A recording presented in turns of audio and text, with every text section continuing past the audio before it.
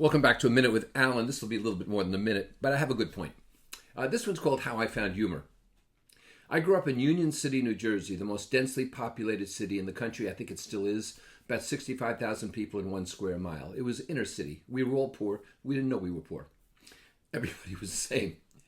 I went to a place called Emerson High School, which no longer exists. I think it's some kind of middle school or Middle Earth or a Hobbit thing now. I don't know.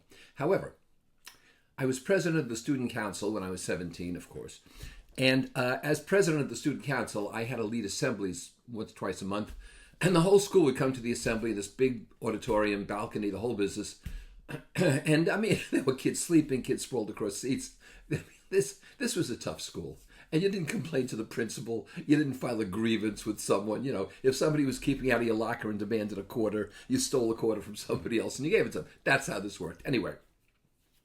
It's the usual rowdy assembly, kids talking to each other. And this was, however, an introduction to the school's variety show, which was going to take place in another couple of weeks. And we were selling tickets. And the feature was 2 very, very attractive women who were in the show, well-known women on campus, so to speak. We had no campus. Came out and did a dance to the stripper, you know, da-da-da-da-da-da. Well, anyway. So the 2 of them are in these slinky outfits, high heels, and long gloves, and they are prancing around to this music, and everybody is captivated. And all they took off over the 2 minutes they were on stage was these long gloves. That's all they took off. And unrehearsed, as they left the stage to applause, one of them stopped and kissed me and left. It was not planned.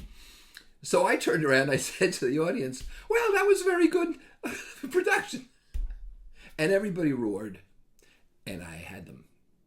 And every assembly after that, I worked in some humor. It wasn't hard in Union City, New Jersey. And that's what taught me that humor captivates people.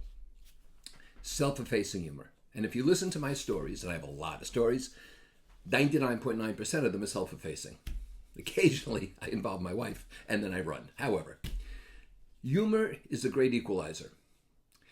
No matter what economic strata you are, no matter what your background is, no matter what your successes are or are not, humor is a great equalizer. And so I would suggest that you think about perspective and using humor, which gains you perspective. Because you and I, folks, are on a chunk of rock hurtling at 85,000 miles an hour around an exploding star. Yeah, I suggest you have a sense of humor.